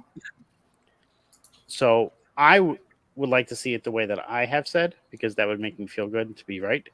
But I could definitely see it happening the way Nate says as well. My only beef with that is that Drew is not a guy who needs the Money in the Bank. Like, I know, but that's... Can I just pause y'all for 1 second while this debate boils a little bit? Cam has a timeline. I want to give him the floor before he has to leave. Yeah, thank you. Yeah, I've got family matters to attend to here in a little bit. So anyways, I'll go. I believe that it's going to be LA Knight. Now, I'm worried because they did inject Logan Paul in here, but Scouts had said before, and I do agree with that they only put him in there because they're trying to disguise who, the obvious winner is. But I think it's gonna be LA Knight. It just doesn't make any sense to have anybody else win it. The Drew McIntyre thing, I think the best if this is a big if, you're going to have him come back, the best way to do it is to have him come after the fact. Attack who? I don't know. Take your pick. But if he's going to turn heel, I think he should come after the match, not during the match. I think that's a really bad. They really need to put on a banger Money in the Bank ladder match, because I feel like the last few men's Money in the Bank ladder matches have been meh. They haven't really stuck out like some of the past ones have. Like when Edge won and when Seth won, like they just haven't stuck out. So and of course the cash in has to be memorable too. So whoever does win, which again my pick is LA Knight, he's got to cash in on the right time, right moment, right person, and it's got to be memorable, because the last few have just been kind of forgettable. So my pick is LA Knight, no doubt about it. I just want to say that they have been mentioning a lot that the briefcase can be cashed in on any title. Mm-hmm. Yeah, which I like. I do like that element now. It's something different. So it really makes me believe that it's not going to be for one of the main championships. No, probably not. Probably not. I think the Money in the Bank ladder match, I think it's only, and y'all feel free to say this along with me, I think it's only going to go one way, with everybody saying LA Knight. Yeah. I don't think there's any other way. The only acceptable substitute winner, and y'all are going to flame me for this, is Logan fucking Paul. I'm with you. If LA Knight isn't winning, Logan Paul is an acceptable substitute, whether you like it or not. Listen, Nate, if they flame you for it, I'll just douse you with some Prime. We'll be all right. That's fine. And there's two things I want to see out of this match as far as spots go. I want to see KSI in that Prime bottle fall off a ladder. Please. He's British. He's from the UK. It makes sense for him to be there. And we know that he's willing to take a bump. And there's another thing I want to see too. I want to see Logan Paul and Ricochet jump at each other from ladders across the ring. They don't have to be all at the top of them, because I know that they'd probably die. But like 2/3 of the way up, do that clothesline spot again. Maybe go through a table that's on the ground. I don't know, something like that. Something like that. You wanna recreate a moment when Hardy got speared off the freaking cables at Mania. Not that high up. Not that high up, because that was the point where Edge's career started, or his body started dying on him. Yeah, that fucked Edge up. So they don't need to do anything that drastic. It's just something like that. If they hit each other, they go through. I mean, going through a table is actually safer than not going through a table. Like the table, if you hit the right way, of course. Breaks your fall. It hurts less. It really does. But Definitely falling through some tables. if you go through it the correct way, it hurts less. So that's why Sting. I've Sting also fell cannot- down a fire escape. So I am the table. Dude, and I will die on this hill. I will 100% die on this hill. Sean, I love you. You know I love you. I will die on this hill. Logan Paul is an acceptable winner, whether you like it or not. The dude is born for this, whether you like it or not. But there's only one winner that I need to see, and that is L.A. Knight. So Yeah. So really quick before anybody else goes, I will agree with Nate on that. As much as I don't really want to see it, I wouldn't mind it because it would get so much heat. People would just probably boo him out of the building. And again, no reaction is a bad reaction, so it still gets people involved. 2, because he would most definitely go after Seth Rollins in his title. Mm-hmm. And then we get Seth and Logan for the world title, which I'm all for. So. Yeah.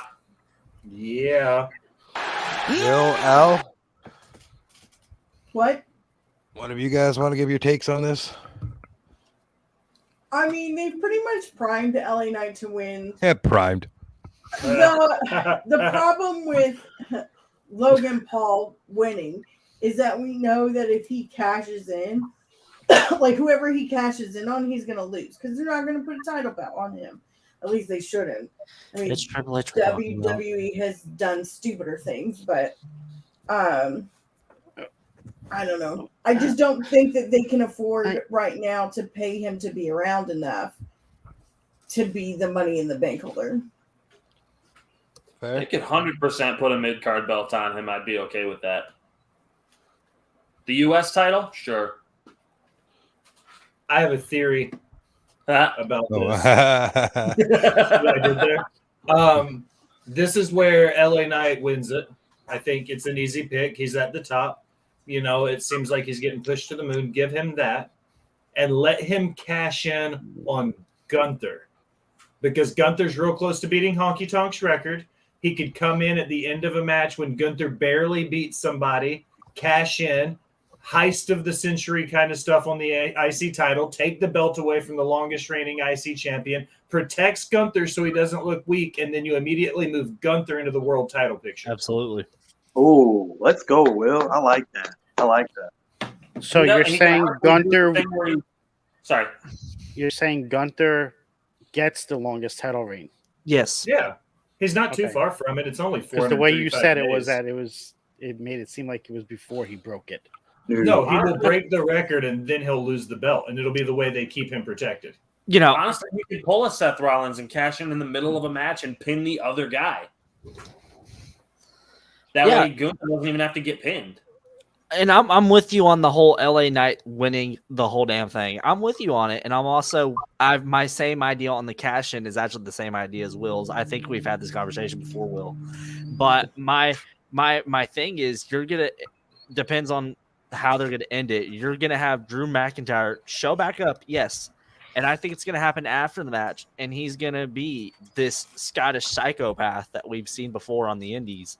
And Just he is not going teamed up with he's Dolph going to lay out not just one person, he's going to lay out everybody. Maybe except LA Knight. He'll probably weasel out of there and kind of tuck his tail and run. But everyone's getting Claymored. I think that's how that one's ending. So You get a Claymore. You get a Claymore. Oh, yeah. You get a Claymore. I guess I'm the last to go on this, right? Mm-hmm. I'm going off the board. We're getting Damian Priest winning. Whoa. Okay. Spicy. Y'all brought it up earlier how he's on this hot track. He's looking good in the company's eyes right now, etc. Everybody and their fucking grandmother is behind LA Knight, and everybody who's not behind LA Knight is so consumed in Prime that they're thinking it's Logan. Why not Damian? It's a good pick. Damien's a solid pick. I like that pick. Right? Like he just did all this solid work for the company, etc. You know, he put over Bad Bunny more than Bad Bunny. Not that he needed it, but he made him look good, etc. He's been quietly in the background. You're not thinking about him. So why not? Honestly, there's not Because many if he people has that that- briefcase, you forget about him, right? And that's what we want to do. We want to forget about that briefcase for a little bit. Because then he pops out of nowhere and cashes in on whatever title. Fuck, he might cash it in on Rhea. We don't know. Becky Right. made a joke on, I think it was the Today Show. They were talking, it was her and Seth talking about how like Money in the Bank works, and she was like, I mean, I could cash in on Seth for his town. He like And that looked look, yeah. petrified. I What? seen that. That was It good.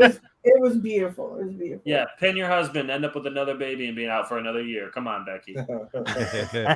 So my to end the prediction part of it, my pick is Damian Priest. Now, this is something I like to do that's different than what you guys do. And I'll start with Cam because he's got to get into his vehicle and do whatever. I want the rating of this pay-per-view overall for you guys before the card happens. So I always aim low. I don't rate high and then get disappointed. So I always have low expectations going into anything. So I'm gonna say this pay-per-view is gonna be probably a 6. It really depends on the ending of the men's Money in the Bank, the Bloodline Civil War, and Cody and Dom. I think there's a lot of writing on them 3 matches and how they go and how they end. So, but right now I'm gonna aim low and say it's gonna be a 6 out of 10. All right. I'm rating it out of 10. I don't know what we're rating it out of, but Yeah, 6 out out of of 10. Al, what do you think? Just off what you know right now, if it plays out the way you want it to. I'm gonna probably give it a 4. And I say that only because, as this being the Money in the Bank pay-per-view, the 2 Money in the Bank matches are not the biggest things on this card. And so for that, I'm gonna rank it a little lower. And because like I said at the beginning, I care less about the Money in the Bank matches on this card than I do the other matches. So All right, Will? 5 out of 10. It's going to be very middle of the road. I think when half your card means something and the other half could be house shows, like you don't really have anywhere to go but up. So they could impress me and show out, and I could be, eating crow come Sunday morning, which would be awesome. They could blow my pants off and tear the roof down and burn it down, however you want to look at it, which would be cool. I don't think it's going to happen when half your card matters and half your card could be the main event on a SmackDown. Like for one of your big 4, big 5 pay-per-views. Like this doesn't seem like it's built as big as you wanted it to be. And I agree with what Al says. The 2 Money in the Bank matches seem very back burner for this, which reinforces my take that the Money in the Bank ladder match needs to go back to WrestleMania. It doesn't need its own event anymore. Mm-hmm. Right. Jamie? I'm giving it a 7 just based off the crowd. Crowd's gonna save the event. That's a good take. Scales? I'm predicting it's going to be a 7.25 just because we are going to get surprises. You're going to get returns, and these matches are going to surprise you, Will. Anytime anybody always thinks WWE doesn't know what they're doing, they're building this mid-level level pay-per-view, it turns out to be a phenomenal show. So I will be expecting you to be eating crow after the pay-per-view. I highly doubt that to be the case. Highly doubt it. Nate, go ahead. So I think one of the things that we're often forgetting when we're discussing this pay-per-view, the last 2 international pay-per-views we've had are arguably the best 2 pay-per-views we've had over the last year from any promotion, and I'll die on that hill. I think Triple H understands the importance of these international events. I think he understands what he has to do to make them an absolute hit, and I think he has done that both times. Actually, I guess you could throw the Saudi show in there too. That last Saudi show was fantastic, absolutely fantastic. I think he understands the importance of these international events, and he will continue to prove that he can build a card, make it look. And the reason why the Money in the Bank matches don't feel that special to some of us is because they're full of people who haven't had world championships before. It's good. Which is I like the it. point. I love it. That's the point of the Money in the Bank matches. It's not supposed to be top tier stars. Like, I think the first Money in the Bank ladder match, I think the only former world champion that was in the first one was Kane. I think everyone else, no one had a world title yet. Edge didn't have one yet. Christian didn't have one yet. I think he was in it. Shelton Benjamin never had one. But yeah, I think it's great. I think he's going to deliver another fantastic show. The crowd's going to just make it that much better too. The Puerto Rico crowd did it for us. The Cardiff Wales crowd did it for us. I'm going to say it's going to be an 8 out of 10 pay-per-view, and I confidently will say that. All right, I'm gonna give it a 1. No, I'm just kidding. Wow. But you're not. But you're not. No, He's no. like, oh, I saw forbidden it's door. funny. Let's take the topic. No. I'm gonna give it. Say you're Shut not, up. but you will Shut be up. giving it a I 1. I'm gonna want you give it to a fire 7. me. I'm gonna give it a 7. And with that, that is our prediction show. If that So- doesn't sizzle you. Doesn't elaborate on the 7. I'm gonna stay on the 7. I'm gonna stay there. So with that is the prediction show. We've all came together to put on a banger of a show, as you guys seen, and I believe you guys enjoyed it because y'all stuck around. So with that, let me throw it around the room here, and everybody can find us and all that good stuff, and then we'll close out the show. So Cam, because you told me 21 minutes, 85 minutes ago, tell us where we can find you.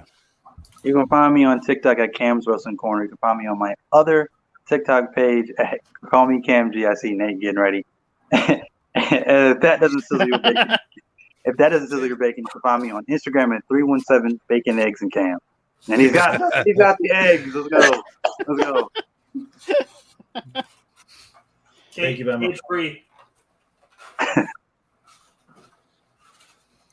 We'll go over to the man digging in his fridge. Oh, brother, this guy stinks! Nate, where can we find you, man?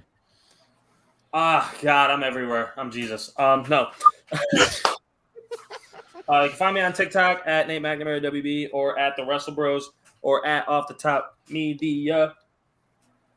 Excuse me. All right. You can also find me on Instagram at McNamara Nate. I have a link tree in my bio for a bunch of stuff. Don't add me on Facebook if I don't know. Leave me alone. Al, where can we find you?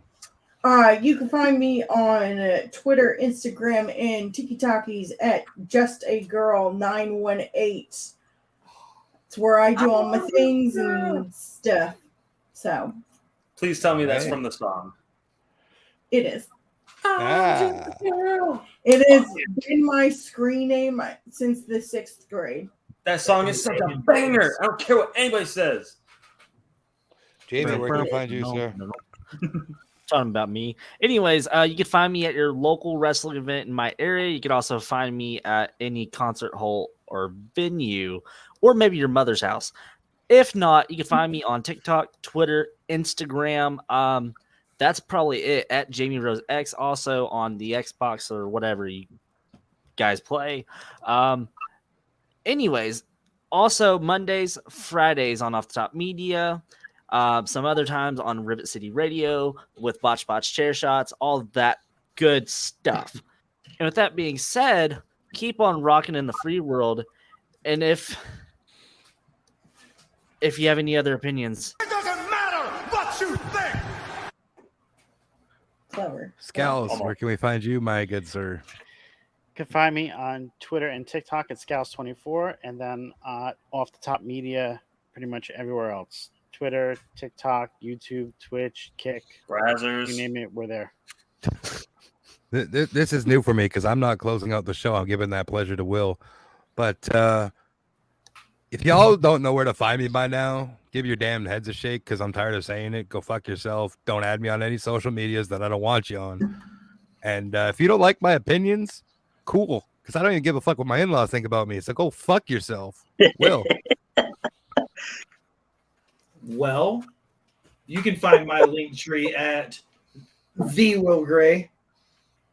I went the wrong way at first, Nate. You can find my link tree at the Will Gray. That'll be all my shenanigans for the dirt sheet writing, for Botch Spots and Share Shots, for my co-hosting duties at It's Creation World. You will find off the top stuff. You will find our botchspotsandShareshots.com. You can find all of that through my link tree. And check us out. Botch Spots and Share Shots is the next show on Sunday night. So watch Botch Spots and Share Shots on Sunday night. But merch, check the off the top merch. It will be the link in their bio. There's a motherfucking raccoon on my deck right now looking You at can me. also check merch for Botch Spots and Share Shots at Angry Lemonade at Botch Spots and Share Shots. Join the Off the Top Discord if you want to stay in touch with all of the hosts you see on your screen right now, including Al and myself from Botch Spots and Share Shots. If you've got an Amazon Prime subscription, don't give that money to Jeff Bezos. Give that money to us. Drop it off the top or drop it at the Rivet City Radio. Either way, it's going to come back to the house. It'll work out. But whatever you do, don't give it to Amazon. They've got way too much fucking money. Don't give that money up to anybody.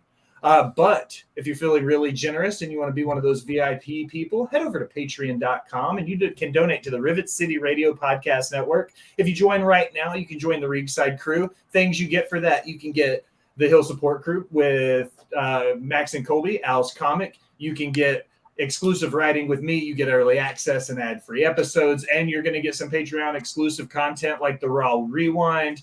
There's going to be some other stuff hitting that very soon. So it's a growing community over there. So check out patreon.com. I wish you could actually do a Raw Rewind. Raw Rewind. You ready? So with that being said, that concludes our very first show. And if you have something to say, I apologize for cutting you off. It looked like you were getting there. Like I said, I hope you guys were entertained and had fun with us because I'm sure for myself, I had lots of fun doing this tonight.